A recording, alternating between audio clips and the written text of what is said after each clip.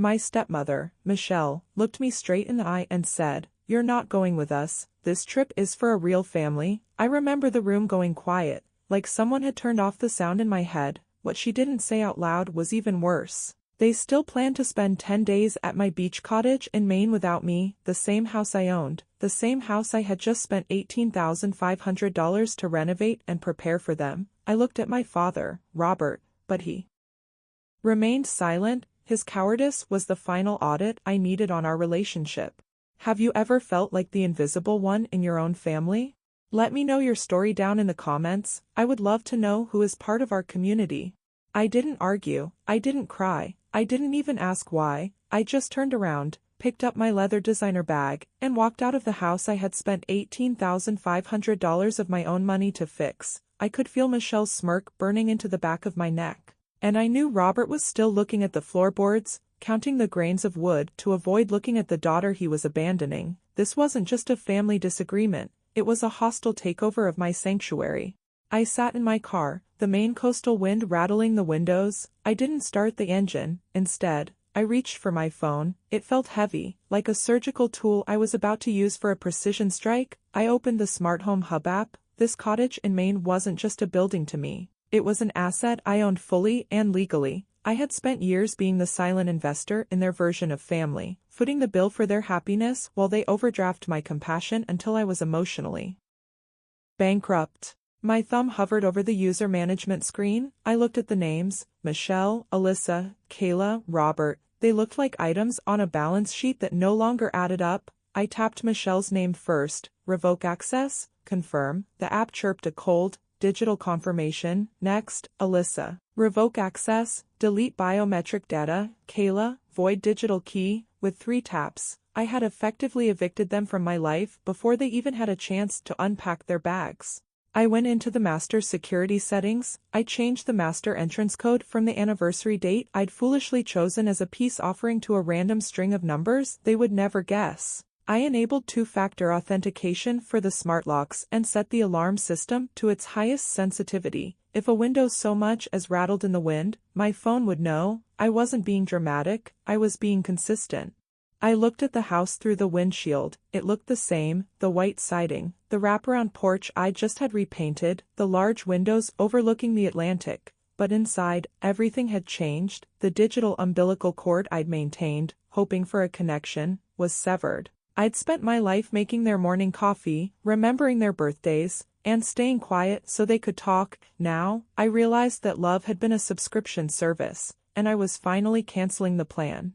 Anger wasn't loud this time, it was clinical. It was the feeling of a ledger being balanced after years of bad accounting. They weren't shocked by what they'd done. They were simply waiting for me to play the role of the hurt, invisible girl one more time. They expected me to drive away, go back to my apartment in the city, and cry into my pillow while they drank expensive wine on my porch. They had no idea that I was the one who controlled the gates to their paradise. I finally started the engine. The car hummed to life, a steady, rhythmic sound that matched the clarity in my head. I didn't look back in the rearview mirror. I didn't need to. I already knew what the future looked like. Inside my phone, the app glowed with a different kind of sunrise, the kind made of facts, numbers, and quiet retribution. I pulled out of the driveway, leaving the strangers behind in my house, clutching keys that were now nothing more than useless pieces of scrap metal.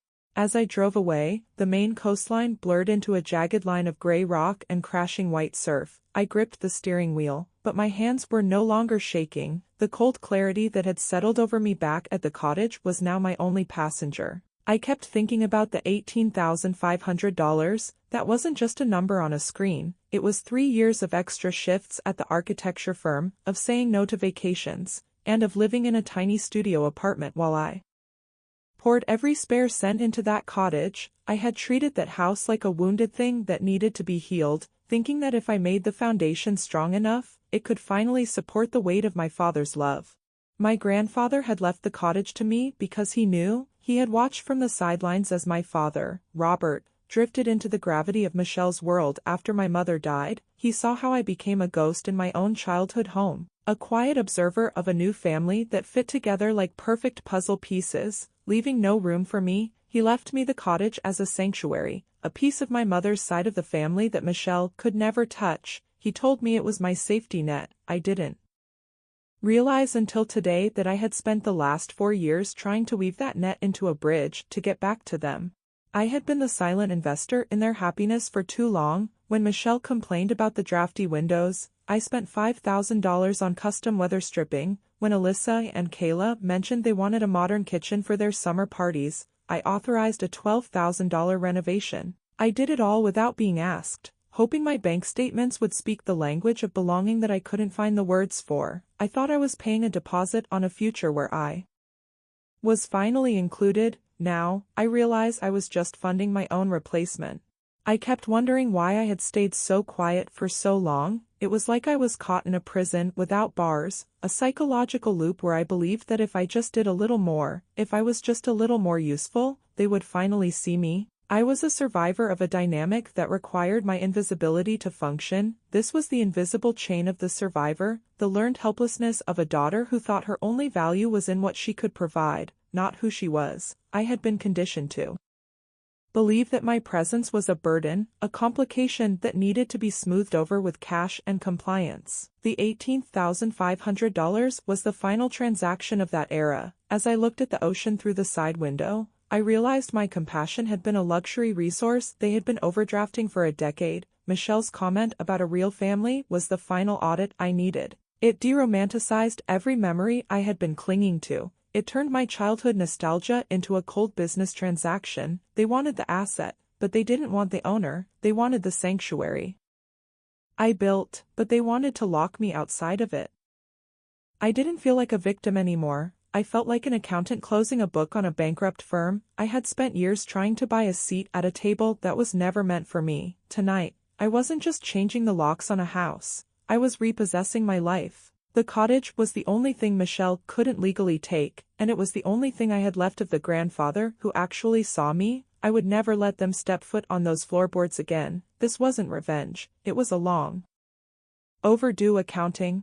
The silence of the coastal road was broken by the first chime of my phone, then another, then a rapid-fire succession of pings that sounded like a digital avalanche. I didn't need to look at the screen to know that Michelle had finally reached the front door and realized her thumbprint was no longer recognized by the system I had paid for. I pulled over into a scenic turnout overlooking the Atlantic, the dark water churning against the cliffs, and finally looked at the display.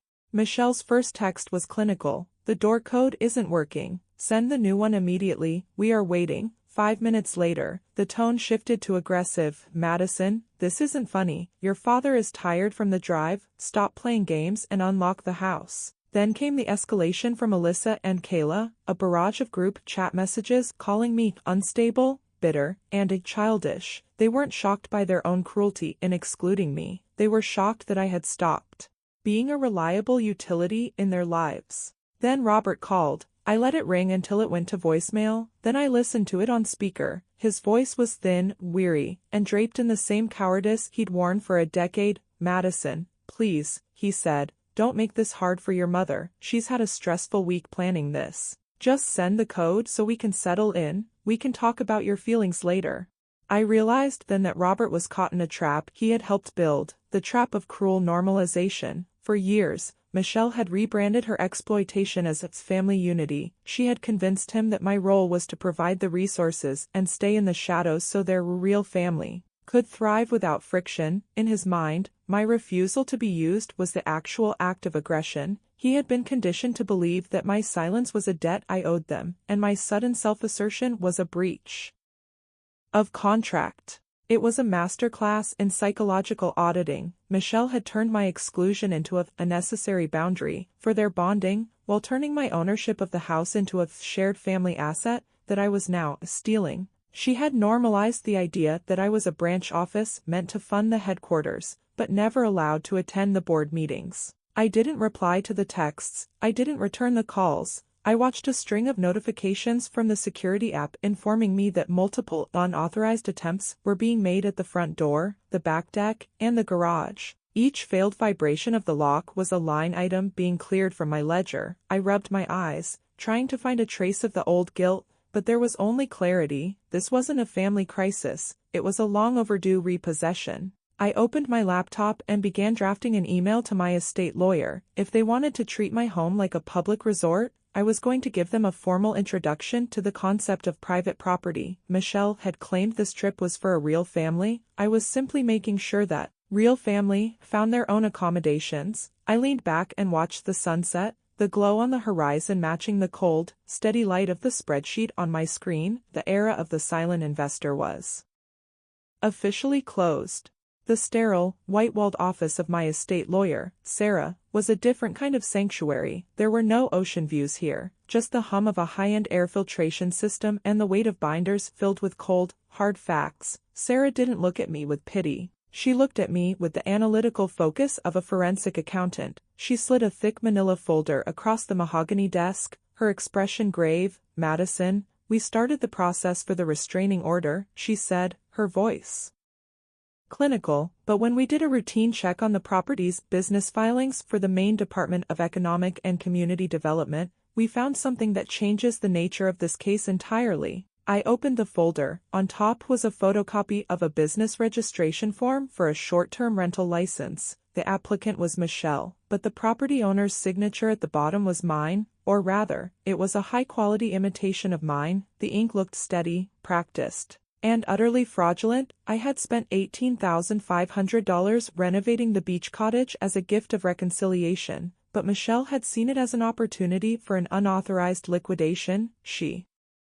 hadn't just kicked me out of the real family trip, she had forged my name to turn my house into a private revenue stream. Sarah pointed to the supplementary documents. Michelle had already listed the cottage on 3 different high-end travel platforms under a shell corporation she'd set up 2 months ago. She had bookings lined up through the end of September. She was set to pocket $5,000 from the family trip alone, using the time they were staying there to test the operations, with guests she'd scheduled to arrive the moment Robert thought I was safely back in the city. By the end of the season, she would have siphoned $40,000 out of my inheritance. I stared at the faked signature. This was the lethal discovery, the final audit of Michelle's character. She wasn't just a toxic stepmother, she was a criminal. She hadn't just overdrawn my compassion, she was trying to steal my legacy through counterfeit legitimacy. The real family vacation wasn't about bonding, it was a business launch. Robert wasn't just a coward, he was an unwitting accomplice to theft of his own daughter's property.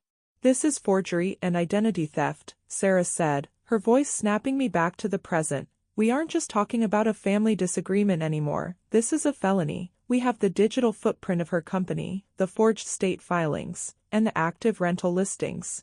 I felt a strange surge of power. For years, I had been the silent investor in their drama, but now I held the kill shot. There was no longer a path to redemption for Michelle. No amount of gaslighting or fake apologies could erase a state-certified record of fraud.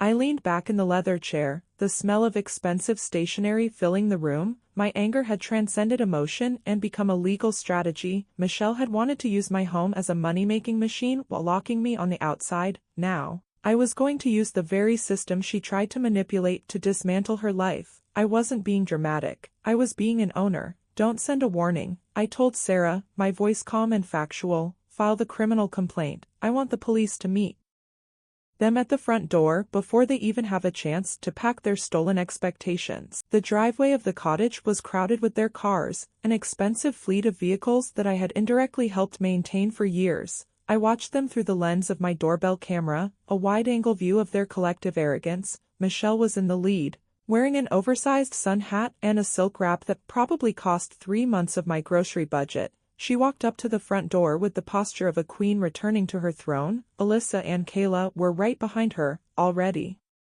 arguing about which bedroom had the better view of the sunrise. My father, Robert, trailed at the end, hauling a trunk full of expectations. Michelle pressed her thumb against the scanner. I watched the LED light flash a cold, crimson red. She frowned, wiped the sensor with her silk wrap, and tried again. Red. She punched in the old code, the one that had served as my desperate peace offering for years. The system didn't just reject it. It chirped a high-pitched warning that echoed across the porch. I saw her shoulders stiffen. She turned to Robert, her voice sharp enough to cut through the Maine salt air. "Robert, the lock is broken.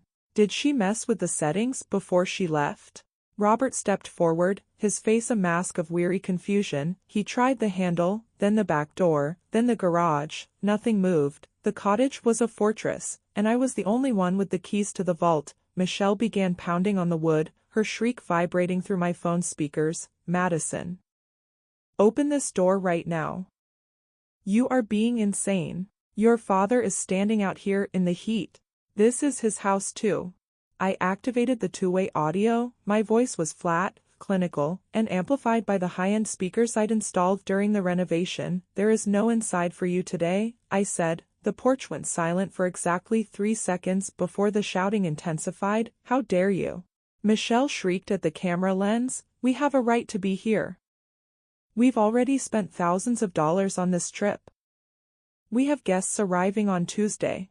I watched her face contort with a rage that wasn't born of hurt, but of a shattered illusion. This was the illusion of power from an empty wallet. Michelle had spent a decade believing her status was part of her DNA, forgetting that it was actually a parasite living off my generosity. Without my $18,500 of renovations, without my property, and without my silence, she was just a middle-aged woman with a forged signature and an empty bank account. Her authority was a borrowed coat that I had finally decided to take back. She looked small, standing there on my porch, stripped of the luxury she had used to diminish me for so long.